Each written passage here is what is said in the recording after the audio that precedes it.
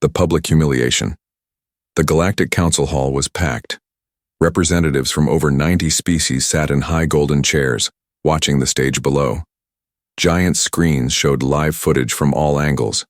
It was a place where wars could be avoided, or started, by a single speech. And today it was the humans' turn. Lieutenant Jace Thorne stood in the middle, wearing his sharp Earth Alliance uniform. He adjusted his collar once. Then he stepped forward and began to speak. "Ladies and honored beings of the Council," he said calmly, "I come with a peace plan to stop piracy in Sector 9. I've worked with both the Varkan and Needy species to build a safe travel corridor. It can work." Some delegates nodded. Others watched quietly, but not Lady Varela. She stood up slowly, tall and glowing. Her silver skin shimmered under the lights. She was an elite diplomat from the proud and ancient Zerelian Empire. Her race saw themselves as the most advanced in the galaxy, and humans as backward children. She gave Jace a cold smile. Then, she spoke into her crystal mic. A human making plans for galactic peace? Her voice was smooth but sharp. "Tell me, Lieutenant Thorne, how do you expect anyone to trust advice from a species that only discovered space travel a few hundred cycles ago?" The hall grew quiet.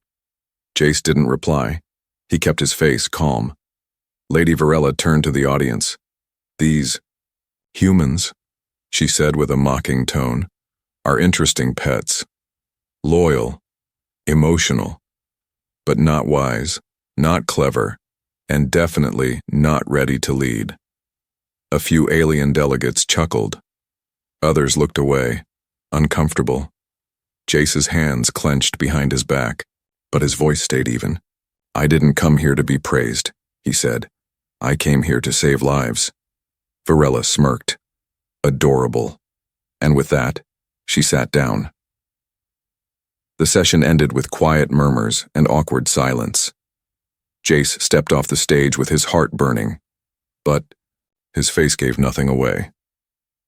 Later, in the diplomatic lounge, Jace stared out the window at the stars. His reflection showed a calm soldier, but his thoughts were storming.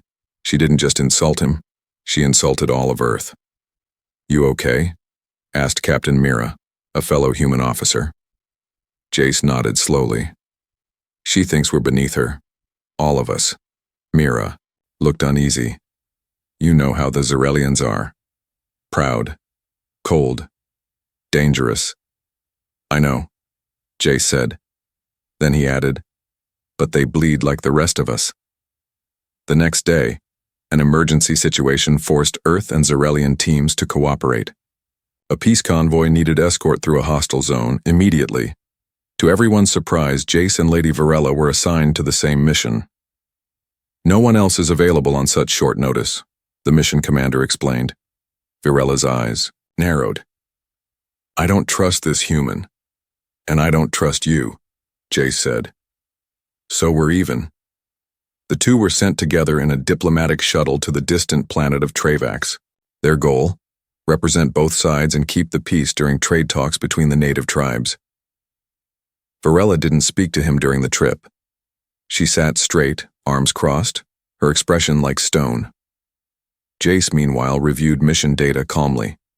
But just before landing, something went wrong. "System malfunction," the shuttle AI said. "Warning, atmosphere unstable, crash possible." The ship shook violently. Varela grabbed the wall to steady herself. "Control it, human!" Jace jumped to the console. "I'm trying." They spiraled toward the jungle planet below, and in that final moment before impact, Jace said something Varela didn't expect. "If we survive this," he whispered, "you'll wish you hadn't laughed at us." The shuttle crash-landed hard in the middle of a thick alien jungle. The main comms were broken. No way to contact the Council, no backup crew nearby.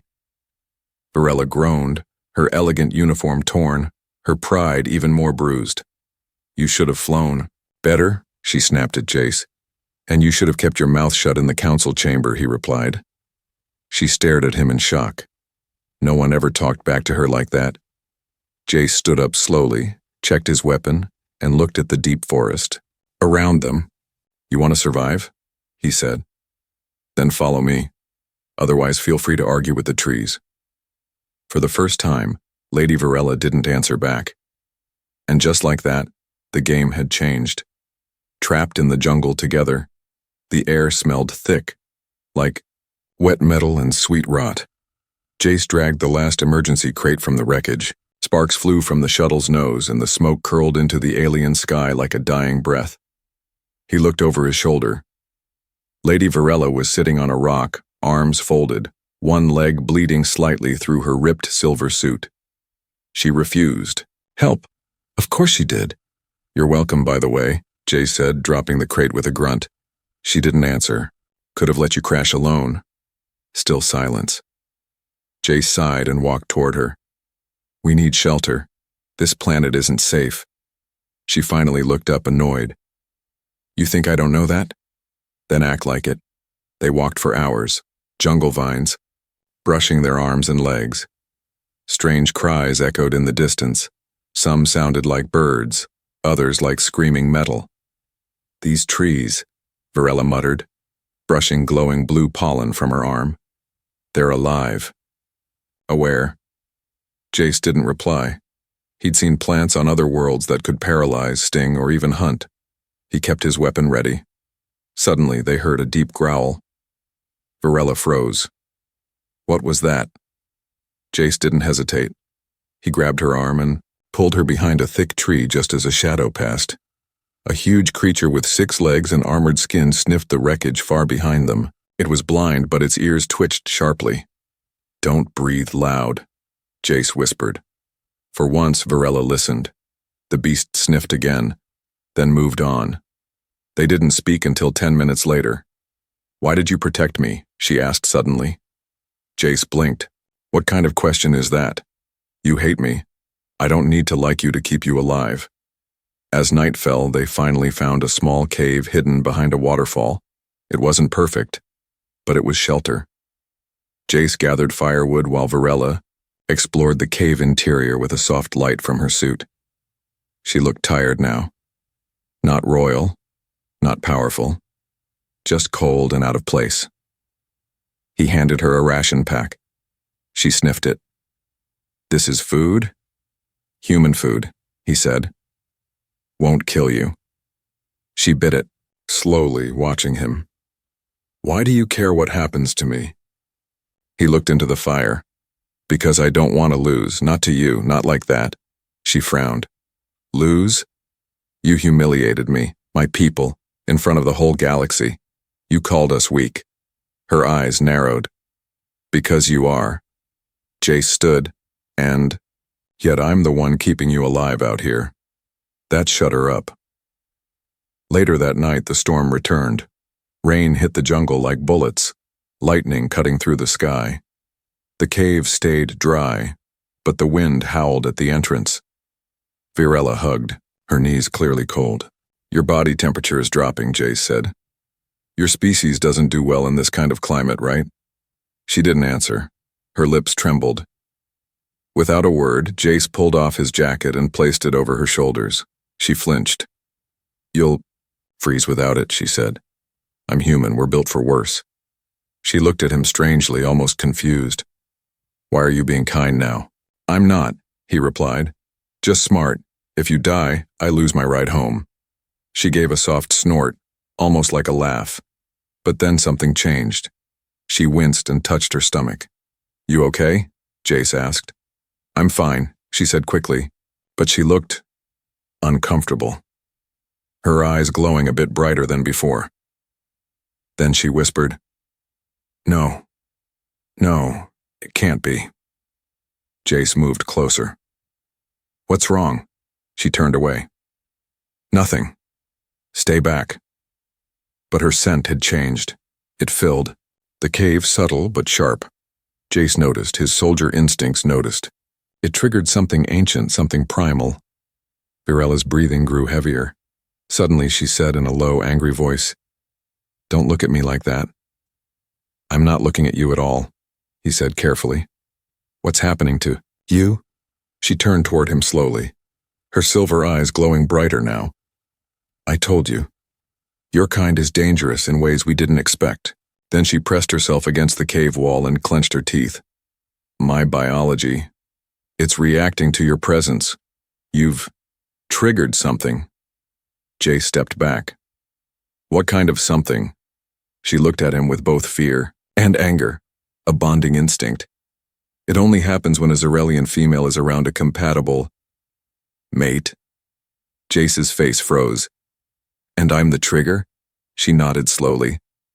You didn't mean to. But now, it's happening. And I can't stop. The storm outside raged louder, but inside the cave, the real storm had just begun. Virella's body was changing, responding. Her royal blood fighting it, but her alien instincts surrendering. Jace stayed quiet, thinking, watching.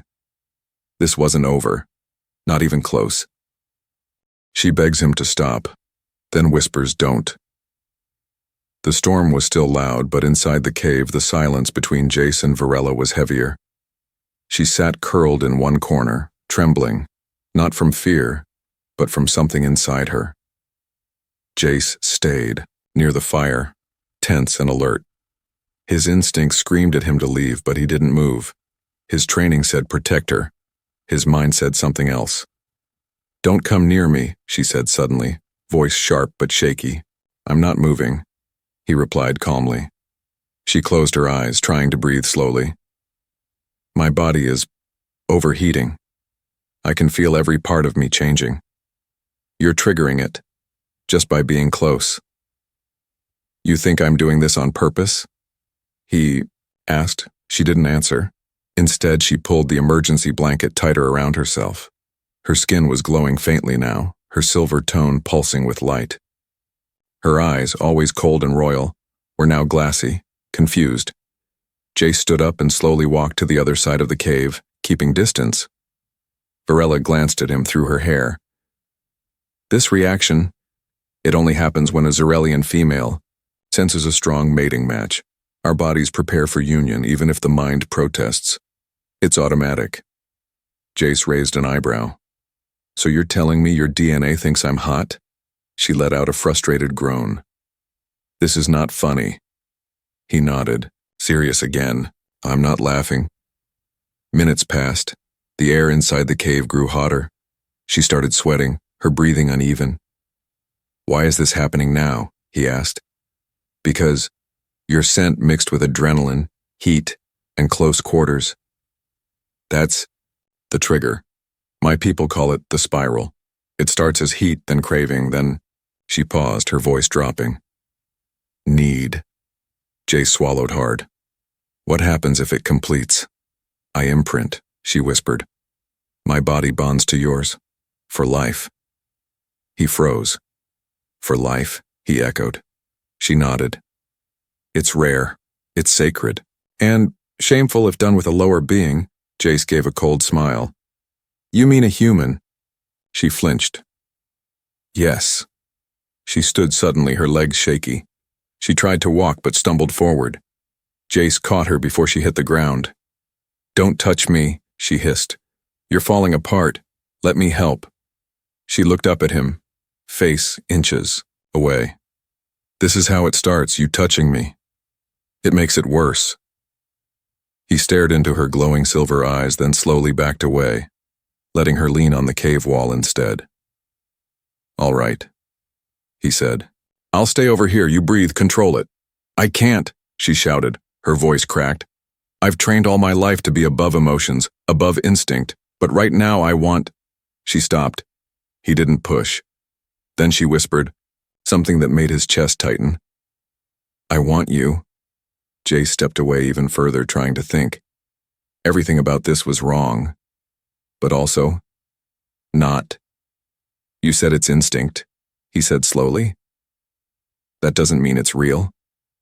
She laughed, bitter and tired. "It feels real, that's the problem."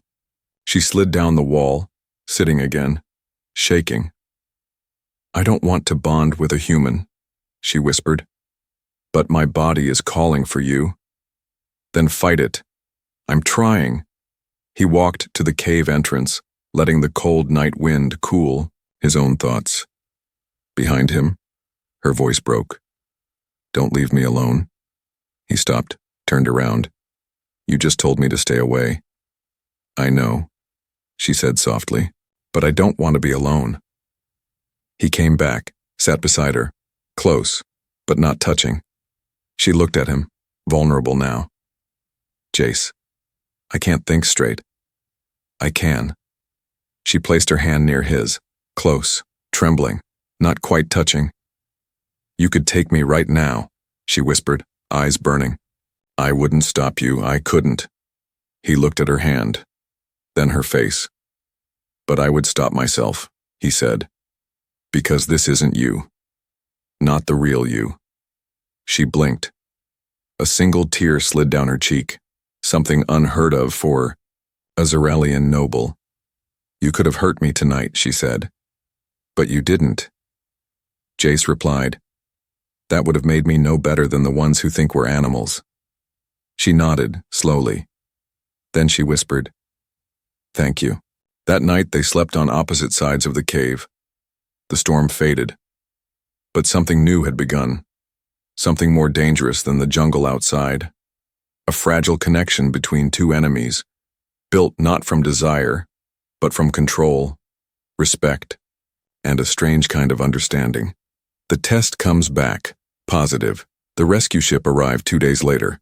By then, Lady Varela had stopped glowing, but not speaking. She barely looked at Jace during the flight back to the council base. Her face was calm, but her fingers kept curling tightly in her lap. Jace knew something was wrong. She hadn't insulted him once since they left the cave. Back on the council, medical station, Varela was taken into a private wing for a full checkup. Zeralian females always underwent strict bioscans after off-world incidents. That was routine, but the result she received was not. The medical assistant, a pink-scaled, Iozan, held the report with trembling claws. Lady Varela, you are pregnant. Varela's eyes widened. That's not possible. The assistant pointed at the glowing chart. Hybrid cell formation, strong heartbeat, Zeralian and human. Varela stood up fast. No, this must be wrong. Test it again. We've already run 3 scans, the assistant said. The embryo is stable, healthy, developing fast. Varela's lips curled into a snarl. This is a nightmare. Meanwhile, Jace sat in a plain debriefing room. 2 human officers and 1 council rep were present. So, said the officer, you and the diplomat were alone for nearly 4 days. Yes, Jace replied. Any unexpected contact? Jace raised an eyebrow. Define contact, the council rep interrupted, tapping a tablet. A Zeralian royal female is reporting a confirmed hybrid pregnancy with your DNA. Jace blinked. I didn't touch her. You didn't have to, the rep said. Zeralians can conceive during early heat phases with just close-range exposure. It's rare, but possible. Jace leaned back slowly. So let me get this straight. I kept her alive, protected her, and now I'm being blamed for knocking up a space princess without even touching her? The room fell silent. 2 hours later, Varela stormed into the room where Jace was waiting. Guards followed close behind, but she waved them off. You, she said coldly. You planned this. Jace stood up slowly. Really? I planned a crash landing and a hormonal alien heat wave? You wanted revenge, she hissed, for what I said at the council. Jace walked closer, slow and calm. I do want revenge, he admitted, but not like this. Then how? She snapped. By proving you wrong, he said. By showing I'm better than what you think of my kind. She glared. And what now? You think you'll get praise? A reward? No, he said, voice firm. I want nothing. She stepped forward until their faces were inches apart. You'll be remembered forever, she said, as the human who got a Zeralian diplomat pregnant. The shame will follow me across stars, and the truth will follow me too, he replied. That I didn't force anything, that your own biology made this choice. Her eyes flared. Don't talk to me about choices. Jace leaned in slightly. Maybe you should think about yours. The story spread like wildfire. News feeds across the galaxy lit up with headlines. Human impregnates alien diplomat during mission disaster. Zarelian Empire faces first ever hybrid pregnancy. Bonded by accident or something more? Some species were curious, some were furious. Others demanded investigation. Back on her starship, Virella screamed at her own reflection. "This cannot be happening," she whispered. "My legacy, my bloodline." Her assistant, Sova, entered quietly. "They want to keep the child," Sova said. "What?" "The Empire Council. They say the hybrid could be useful." "Politically." Virella turned slowly. "Useful?" Sova nodded. "They believe you can spin this into strength, a story of unity, a new era." Virella's fist shook. "I don't want this child." "But your body already does," Sova said softly. Jace, meanwhile, walked into his quarters and found a message waiting on his tablet. "You will face a hearing in 3 days. Prepare your statement." He sighed. Then another message appeared. "Private transmission request. Lady Virella." He paused. Accepted. Her image appeared. Holographic, cold, beautiful, glowing slightly again. "You ruined my life," she said. "You ruined mine first," he replied. There was a long pause. Then quietly she said, "They want us to stand together during the press conference, to act bonded, to lie. And what do you want?" "I want it to be over," she said. "But it's just beginning," Jace said. "Because whether we like it or not, we made something together." Her eyes lowered. "I hate you, human." He nodded. "Good. That's a healthy start." "The Empire wants the baby." The council hall was silent when Lady Virella entered. No one whispered. No one blinked. Even the guards stood straighter. Virella, once known for her perfect posture and proud gaze, walked slower now. Not from weakness, but from the weight of something invisible. Inside her, a life was growing. A half-human life. Behind her, Jace followed. His eyes scanned the audience, then landed on her back. He noticed something. She wasn't walking like a royal anymore. She was walking like someone carrying a secret, a very dangerous one. The Zarelian Empire had sent a private message earlier that morning. "Bring the child to Zarelia Prime. It will be raised among the nobles. The father is irrelevant." Jace had read the message 3 times and laughed bitterly. So that's how it was going to be. They wanted his child, but not him. Inside the private meeting room, Virella sat with 2 Imperial advisors. Tall, red-eyed men with long fingers and empty smiles. "The hybrid is a gift," one said. "The first of its kind. You must protect it." "It will unite bloodlines," said the other, "and silence the critics who called you weak." Virella's fingers tightened on the chair. "I never asked for this," she said. "But you accepted the risks," the first one replied. "You left royal space, you mixed with lower species. This is the price." Jace leaned forward from the other side of the table. "What about my price?" They both looked at him. "You are the vessel," the second man said. "Nothing more." Jace smiled, but it didn't reach his eyes. "Wrong," he stood up. "I'm the father. I bled for her. I saved her life. And that means I have rights." "No," said the first man. "You have a choice. Step aside quietly, or face exile." After they left, Virella turned to Jace. "You should have kept your mouth shut and let them erase me. You're making things worse." "I'm making things fair," he said. "That's different." Virella walked to the window and stared out at the stars. "For thousands of cycles we've ruled by bloodline, clean, pure, elite. And look where that's gotten you," Jace said. "Alone, afraid, and pregnant with a human's child." She spun around. "You think this is funny?" "No," he said. "I think it's karma." She stepped forward, voice lower. If you push this, they'll kill you. Let them try. That night, someone did try. Jace was walking back to his quarters when two figures in dark armor attacked from the shadows. Silent, fast, trained.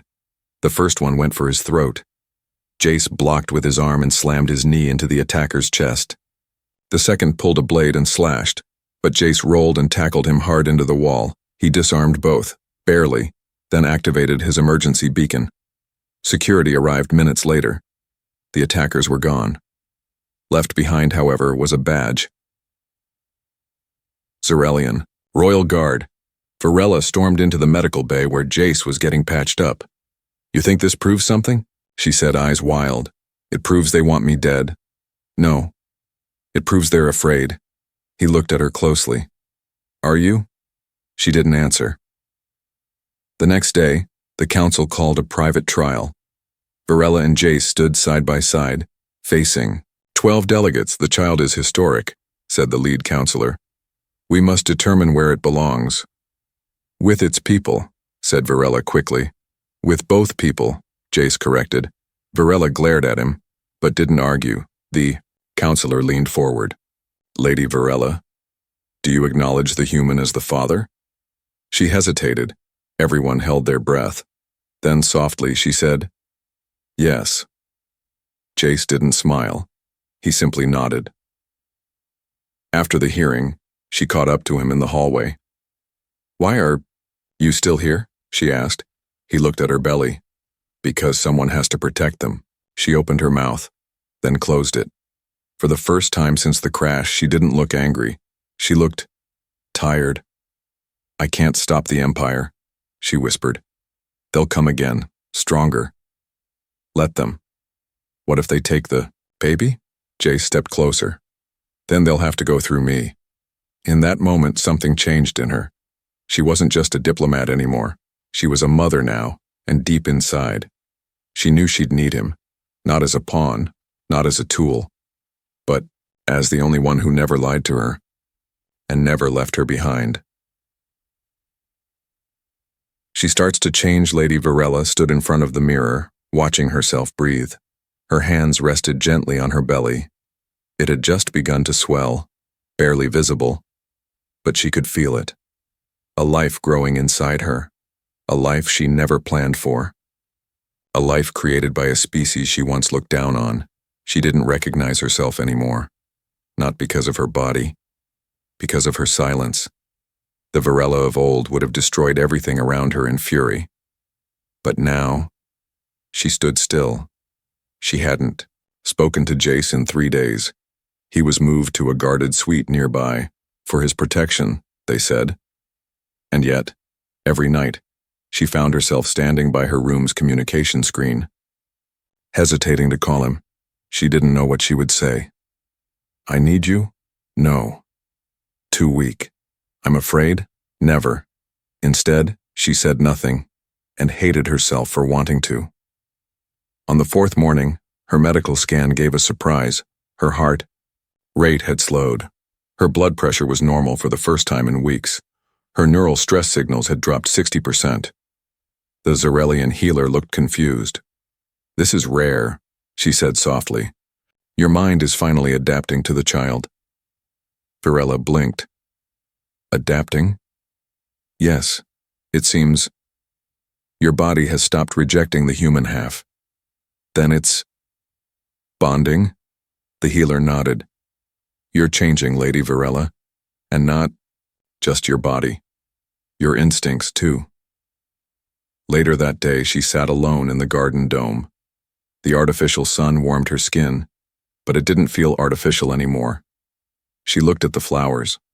Earth species, bright yellow, imperfect, too simple, yet, strangely, beautiful. Zerelians would call them weeds, she muttered, but you didn't pull them out.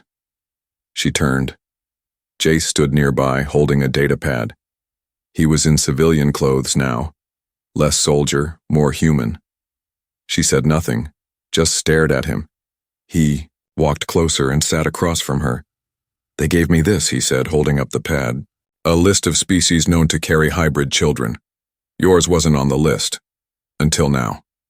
She looked away. He leaned forward. I know you don't want this. I didn't either. Her voice was soft. Then why are you here? Because I've seen the Empire's plan. They'll take the baby, raise it, train it, use it. And you think I can stop them? She asked, bitterly.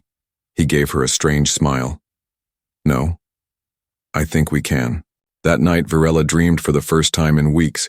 She was walking through a jungle barefoot. Leaves glowed under her steps, and in front of her was a child, silver-skinned like her, but with human eyes. The child looked back and smiled.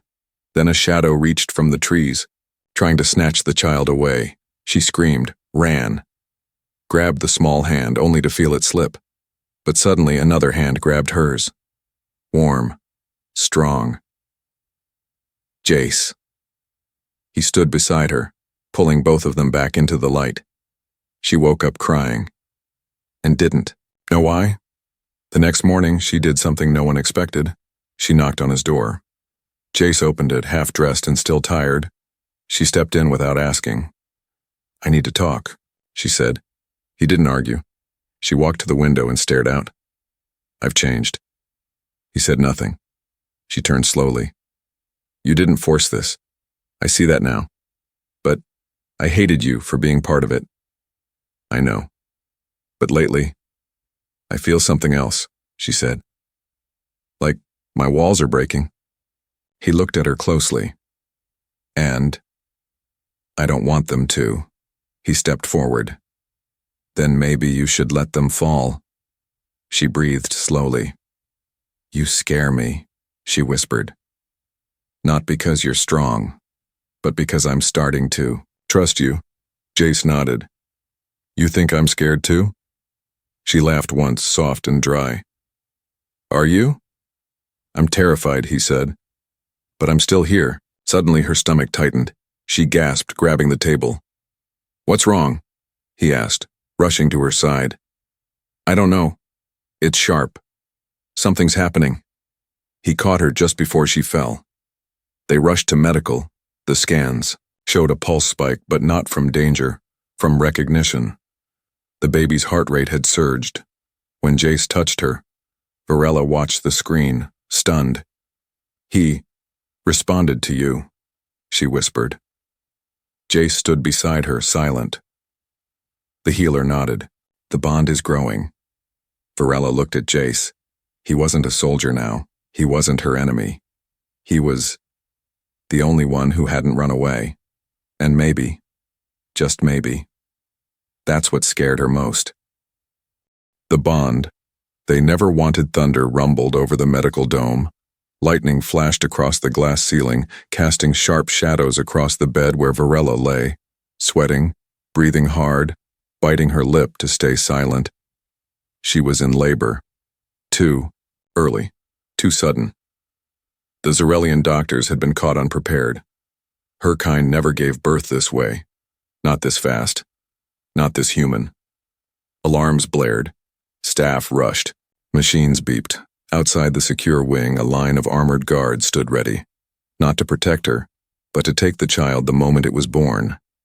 And yet, Varela was no longer afraid. Not because the pain had stopped, but because he was here. Jace held her hand tightly, his knuckles white. His voice steady. I'm right here, I'm not going anywhere.